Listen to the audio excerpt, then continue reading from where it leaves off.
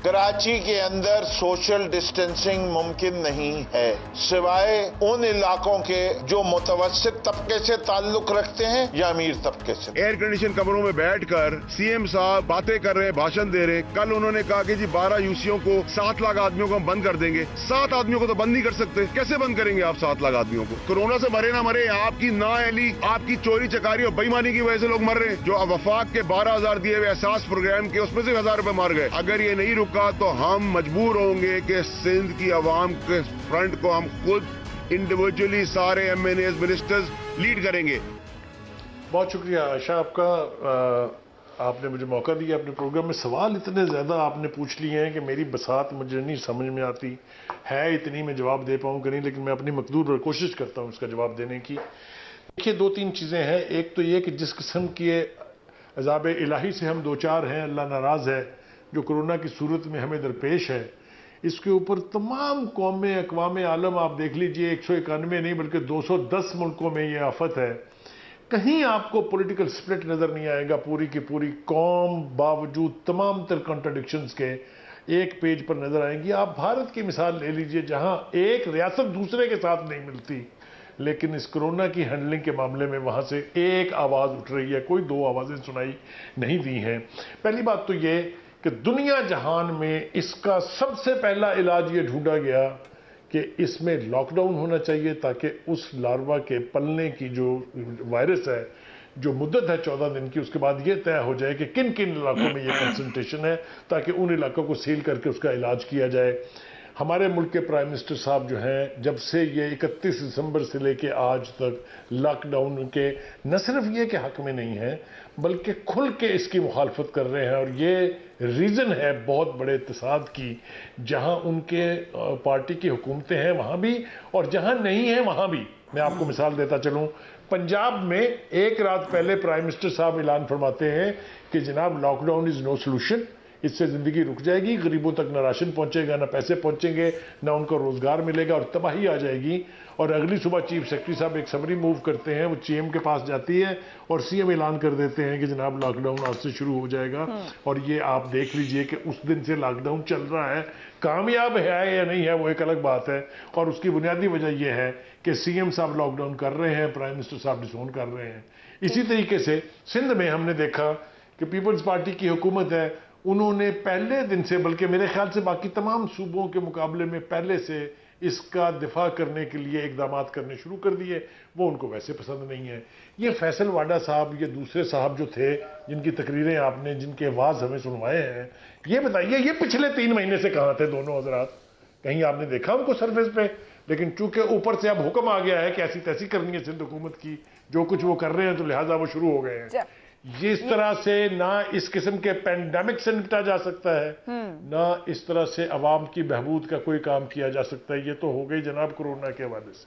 ठीक, अब आ जाइए सियासी एतबार से जो मंजरनामा हमारे सामने है, उस पर बस सिर्फ अफसोस करने के अलावा हम कुछ कर नहीं सकते हैं, इसलिए कि जिन्होंने सियासी सूरत हाल को संभालना है वही इसके दरपे हैं। हमारे बहुत सारे दोस्त ये कहते हैं कि जी लॉकडाउन जो है कंप्लीट हो जाना चाहिए, खैबर तक कराची, और कोई घर से आदमी ना निकले। उसमें पेश हमारे बहुत सारे जो है मतलब है, हमारे मीडिया के दोस्त बहुत ज्यादा हैं, हमारे वो लोग हैं कि जो निस्बतन अपर मिडिल क्लास और अपर क्लास से ताल्लुक रखते हैं। वो अपने 500 गज के, 1000 गज के, 3000 गज के घर के अंदर रहकर, उनके लिए तो लॉकडाउन क्या पिकनिक हो जाती है ये चीज ना। लेकिन आप तसव्वुर करें उन लोगों के पास जिनके पास वसाइल नहीं है, जिनको एक कमरे के मकान में रहना है। कराची के औरंगी टाउन में, कोरंगी में छोटे छोटे दड़बे नुमा घर हैं, एक एक खानदान 8-8, 9-9 अफराद पे मुश्तमिल है। तो एक तो खुद उनको मुक़य्यद कर देना किसी जगह पर एक बहुत बड़ा चैलेंज है। दूसरा एक और बहुत बड़ा चैलेंज ये होगा आयशा साहिबा कि वो लोग रिस्क रोजगार कैसे अपना कमाएं। हमारे और आपके हो सकता है कि फ्रिज भरे हुए हों, डीप फ्रीजर भी हमारे घरों में हो, लेकिन उनके घर में तो एक वक्त का खाना आता है।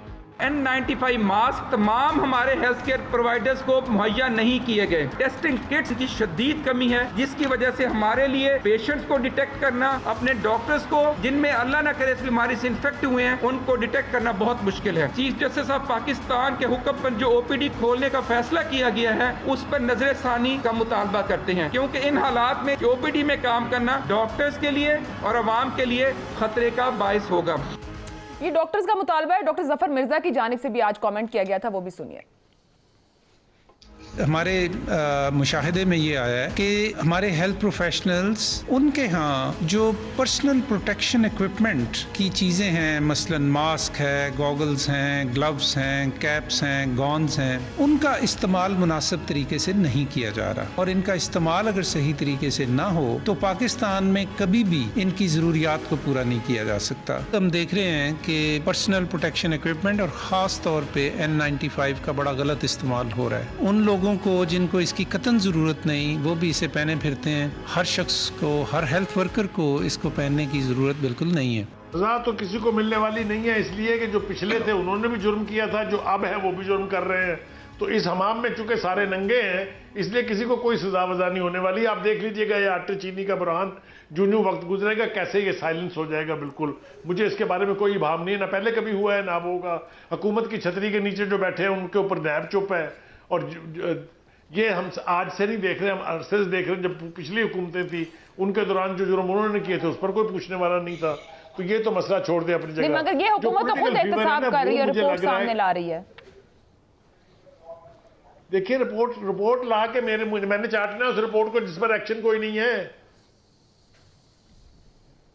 देखिए ना, जो पॉलिटिकल डेवलपमेंट्स हो रही हैं ये भी बहुत जल्दी आपको इसके नतायज सामने नजर आ जाएंगे। मेरा ख्याल ये है कि इस कोरोना के अजाब के साथ साथ हमें अब सियासी अजाब भी नाज़िल होने वाला है, जिससे बचने की ज़रूरत है। हम दोनों में से एक ही काम कर सकते हैं, या हम लोगों की ज़िंदगियां बचा सकते हैं या हम लोगों के साथ सियासत खेल सकते हैं।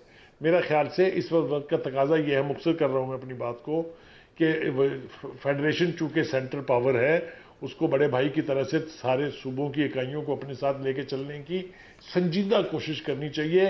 पॉलिटिकल पॉइंट स्कोरिंग का टाइम नहीं है। दुनिया बहुत बड़े अजाब से दो चार है। यहाँ पर वोट 4 कम हो जाएंगे, 4 ज़्यादा हो जाएंगे, ये देखा जाएगा। बहुत वक्त पड़ा है उसके लिए।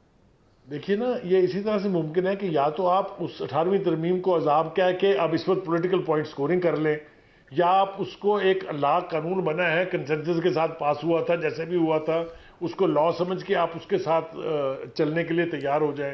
ये चूचू का मुरब्बा कि वो 18वीं तरमीम, मुझे पता है ये कहाँ से आ रही है 18वीं तरमीम ना। ये 18वीं तरमीम इस मुल्क के साथ बहुत बड़ी ज्यादती है। जिसने कहा था मुझे अच्छी तरह याद है, वो हम लोगों को याद ना रहे वो अलग बात है। तो 18वीं तरमीम हो गई भाई, कंसेंसस से हुई थी भाई, लोगों के वोट देने वालों ने, इलेक्टेड रिप्रेजेंटेटिव ने की थी। अब उसमें कीड़े ना निकाले। ये जो सियासत हो रही है आमिर जिया साहब, इस वक्त ऑपोजिशन क्या मुनासिब किरदार अदा कर रही है? बार बार कंपैरिजन किया जा रहा है, कंपटीशन हो रहा है, लॉकडाउन या बेरोजगारी। हम तवाजुन ला सकते हैं? हमारी सियासत में तवाजुन आ सकता है? देखिए, असूली तौर पे तो बड़ी नेक ख्वाहिश और आना चाहिए। अगर हमें मतलब अनप्रेसिडेंटेड किस्म का एक बुहरान है और उसमें दुनिया की जो सबसे तरक्की याफ्ता मुल्क है वो घुटनियों में बैठ गए हैं, तो हमारे यहाँ तो पहले ही जो हेल्थ केयर का सिस्टम है कमजोर भी और महदूद भी है। और हमारी जो सूबाई हुकूमतों ने अरसे से जो है इस जगह पे इन्वेस्ट नहीं किया। आप कराची या लाहौर से, बड़े शहरों से जरा सा बाहर जाएं, जितना दूर जाएंगे बड़े शहरों से, आपको पता चलेगा कि हेल्थ केयर सिस्टम और ज्यादा कमजोर है या न होने के बराबर है। तो लेकिन ये बिल्कुल एक बात है कि जी कंसेंसस होना चाहिए। लेकिन ये जिस तरह का फैसल वाडा साहब, बाज एक बदकिस्मती ये होती है कि आप सही कॉज की भी नुमाइंदगी अगर गलत तरीके से करें तो उससे कॉज को नुकसान पहुंचता है। अब फैसल वाडा साहब जो है वो एकदम 3 माह तक वो ज़ाहिर है कि ज़ेर अताब थे, जूता उन्होंने रख दिया था मेज के ऊपर। उसके बाद जब दोबारा वो कहते जलवा फरोज हुए हैं तो उसके बाद फिर एक तनाज़े के साथ, देखें बाज़ औक़ात तल्ख बात करने की जरूरत नहीं होती, कंसेंसस बिल्डिंग की जरूरत होती है। और वफाकी हुकूमत का ये काम होता है कि वो जो है सियासी हिद्दत में कमी की कोशिश रखे हर हालत में। अब उसमें ज़ाहिर इनका जो भी थिंक टैंक है उसमें अगर फैसल वाडा साहब जो है अगर थिंक टैंक की मर्जी से कर रहे हैं तो फिर हमें डरना चाहिए। अगर फैसल वाडा साहब जो है बगैर किसी की मर्जी के ऑन हिज ओन है तो भी कोई अच्छी बात नहीं। तो यहाँ पर एक बात तो है कि जनाब इस तरह की चीजें जो तलखियां हैं वो आज के दौर में सूटेबल नहीं है, क्योंकि हम समझे चैलेंज बहुत बड़ा है। एक तो ये जो है ना कि हमारा कंपटीशन है लाइव, हमारे लिए दोनों चीजें बहुत अहम है। देखिए जिंदगियों को बचाना लेकिन उसी तरह रोजगार को बचाना, जो इमरान खान साहब बार बार कहते हैं। और मैं इमरान खान साहब के उस पर हम क्रिटिसाइज नहीं कर सकते कि वो एकदम लॉकडाउन, बिल्कुल एक लॉकडाउन को हमें समझना चाहिए, वजाहत की जरूरत है।